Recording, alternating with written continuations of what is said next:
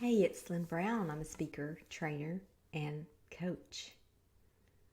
I am the creator of all things gritty, like this podcast. But now I'm just going to tell y'all the first half of my life, I spent people pleasing. And then in my spare time, I was literally trapped by the opinions of others. I mean, honestly, it was more like living in a mental prison. And then one day something happened. I mean, it was like the light just came on. It was a flip of a switch. And I got so sick and tired of being sick and tired that I took a step in the direction of my dream. I mean, I bet on myself for the first time ever. And now I'm just committed to the rest of my life, just doing the work, partnering with people who want to do the same. I truly want to do more, have more, and be more. And those are the kinds of people that I work with. I do like to work with happy people. I guess you could say, really, people say all the time, now what do you do? I'm like, I'm a results coach. I mean, I don't know about you, but I like to get positive results in my life. And there was a time in my life, practically the first half of my life, that I didn't get good results. And so now I'm just totally committed to doing that. And I'm finding that more and more people are kind of in that same boat. I never really knew I could change my thoughts. I just thought you were born the way you were born, and that you just had to kind of find your way through life with what you were dealt, kind of like the cards you were dealt. You know, I didn't realize that you could throw them down, pick them back up, get a new hand, start over. I didn't realize you could change your thoughts until I did. And so I want us to think into this together. You know, I don't know if you're like me, but we've had some time to kind of reflect on, what just happened. There's part of me that just feel like it was a daze, DAZE days, and sometimes it felt really quick, and sometimes it felt like it was years and years. But what just happened? We need to harvest the gold from these times and look at places where we've grown during this time and look at places where we could have done things better. But now that the fog, sort of lifting, I'm not saying it with any way am I saying that I know that the lives are back to normal, people's jobs are not impacted, and income and health and loss. I totally am very aware of those things. But at the same time, we are aware of this transitioning back into what I call the new now. I don't think we'll be using the word normal anymore, but I think it's the new now. It's what we're doing now. And so what just happened? I'm gonna be honest with you though. Several of my clients have discovered that they are ready to re-engineer their lives. I guess we'll always say before the pandemic. Before the pandemic, they never imagined working remotely from home. Probably some of them never dreamed they'd be teaching their children from home and working from home and doing snacks, 3 meals a day, PE, art, teaching Spanish, teaching English, whatever. But now they're looking at it as a possibility. They're like, wow, once I got into the groove of it, it wasn't quite so bad. Maybe I don't want to commute. I think the average commute every day in America is about 45 minutes. So there's some people that are going, wow, I've added time to my day, to my life. And they're looking into the consideration of maybe re-engineering. There have been some others who honestly, they've just like, they know there's going to be a series of rebuilding. There's going to be a time of restructuring. That's what we've been seeing this whole time is, there were a lot of businesses right out of the gate when this hit and we were all sent home that they began to reinvent themselves. There were restaurants that, had, sit down dining areas that totally went to go and delivery, and they never missed a beat. There were people that reinvented deliveries and how they did things, and you know, but there's some people there's this huge gap of people that perhaps have already had opportunities, not exactly like what we've just experienced, but there have been ups and downs for a long time. in the economy and in job related issues and all that. And so they've had to rebuild and restructure and redo. And maybe they just honestly they're just not up to it. They just don't want to have to do it again. So they're looking at possibly taking it to the house and going, you know what, I could do this. I could go travel here and there. Well, in the upcoming future they'll be able to. But you know what I'm saying? They're just ready for something new. And so, what have you discovered? Have you discovered a new interest? I've heard some people even saying they picked up paintbrushes for the first time and they started painting.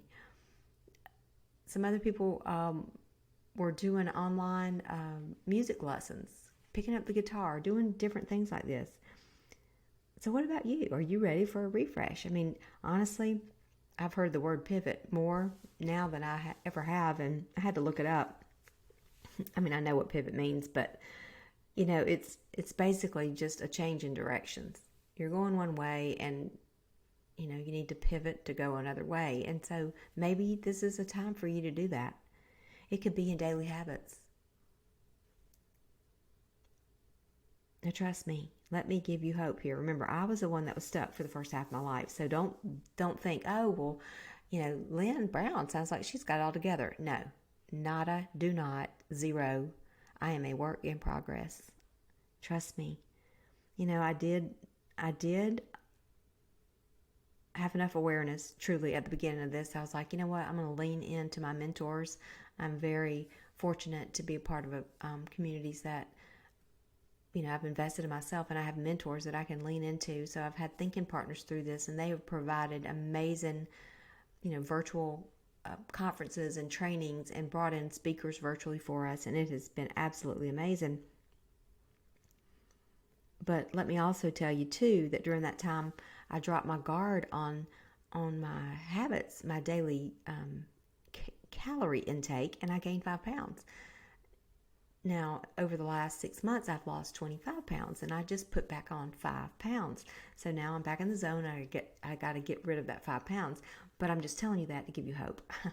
Trust me, I am nowhere where I need to be. I'm just a lot farther along than I was. But I just want you to really think about it. Think about what and how you want to spend your life. I'm going to be honest with y'all. I used to kind of make fun of people that say I'm living the dream, because they were kind of sarcastic. But I am telling you, I am. I have finally found my place in the sun, and I love it. We are people put here on earth, I believe, to empower other people. And that's what I'm doing through my work. I don't think I've ever done any more work that's more important than what I'm doing now. But at the same time, I'm failing forward to success. And honestly, just becoming aware of what was holding me back, the programming and the limiting beliefs, that was step one. I had to enter into this, my first coaching experience, and it blew my mind. I mean, honestly, I had no idea the programming that was holding me back. I was so used to the sound of it. I just listened, to the voice, the sound, the programming, and I was comfortable listening to it.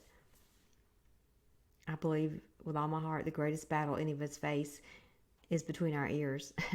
It's not, being worried about what other people think about us. It's what we think about ourselves. It's the battle of the mind. But the great news is, I am living proof. I can honestly tell you that with all of my heart, that I'm living proof that your thoughts can change, because I have seen it in my life. I have seen the results of it in my life. And it can happen for you too. I want to encourage you. Don't think that just because you have not seen results yet, or there's no evidence of it. Lack of evidence is not absence of evidence. So I want to encourage you. You are unique. You are complete. You are fully resourced with everything that you need. This was something I had no idea about until I entered into this growth environment that I'm in now. This community of like-minded people. We think different thoughts, but people that want to stretch and grow and become better. And I never knew that existed. I was just blinded to that. I did not know. And you don't know what you don't know. So it's not that I was ignorant. It's just I didn't know. Maybe you were the type of class when you graduated. I certainly wasn't. I know graduation is certainly on our minds, and such a joke always about, I think I was the only one in my class just about that didn't have honor cords, and I was not the top of the class. Maybe you're top in sales in your company, your organization. Maybe you're the CEO. Maybe you've, sold more homes, or whatever is the thing you do. Maybe you were the National Teacher of the Year. Maybe you received high awards in medical school. I'm not sure what it is that you do, but I'm just telling you that the people that are going to follow you, the people that are going to be influenced by you, the life that you're going to live full of passion and on fire, living your purpose, all that's going to happen because of who you are, not necessarily what you do, if that makes sense. But I had to wake up. I mean, we always hear, wake up and smell the coffee. Well, I had to wake up. I had to wake myself up because I had drifted in this sleepwalking kind of dead end zone kind of life. And everything changed. Everything changed. When my thoughts began to change, everything began to change. Y'all are going to think, wow, how could this woman even be a coach and a results coach? She was in such bad shape. But I didn't even know that my emotions were controlled by my thoughts. It was just like a vicious cycle. My thoughts were influencing my decisions, and then that would result in behavior that was not producing the results I wanted. But it was just this vicious cycle, and it would just go round and round and round like the hamster wheel, just round and round, producing the same results. But I took that step that day, and I bet on myself. I had to invest in myself. And I wish I could sit here and tell you that, just do it alone, do it by yourself, it'll happen. I spent the first half of my life trying to do that. Not being honest, not being transparent, wearing this mask. And no, it wasn't a mask that you wear in a health crisis. It was just a fake mask that I hid behind to cover up, the pain and the lies that I had told myself. So you have to get to that place where you're no longer willing to accept the bogus stories. Y'all, I actually believe lies about myself. And honestly, if you were honest and we were sitting together and we really could take a deeper dive into this, you would probably see some places that you said things to yourself, maybe even unconsciously, but thoughts that you were thinking about yourself that truly were not true. And there are some facts. The facts were that I was not the top of my class. But the truth was that I was fully capable. It was so bad. I believed the lie so bad that when I went to college, I chose a college that did not require a lot of math courses. I chose a major based on the fact that I only had to take one math class, and that class was called Mickey Mouse Math, of all things. And it was a big joke on campus, and I signed up for it, and I thought, well, maybe I can at least make a C. Sure enough, I set my sights on a C, and I made a C, and I was happy with it. And I was so thankful. And then, honestly, it was an accident, but I stumbled in and decided to get my master's degree. That sounds funny, but it really was. I went to Florida State, and I walked in, sat down with my advisor, and he said, "You're going to, the second phase of this master's degree, you will be taking statistics." I can hardly even say that word, much less thinking about passing it, but I had to. And he said, "You can't make below a B." So I was busted, but by the grace of God, I passed statistics. But what that taught me was that all along, I could have achieved and done anything in any of my coursework, from high school, 5th grade, through college and my master's degree. It wasn't that I could not do it. It was that I believed I could not do it. So what about you? What is it that you have believed that you could not do? So You know, we've been through about 70-ish days of this. And so how are you coming out of it? How are you coming out of it? What's your next step? What's your way forward?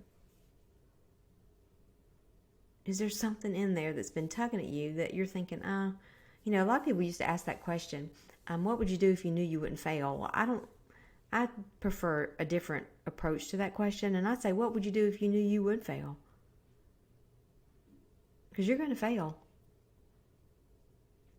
And honestly, perfectionism is really just,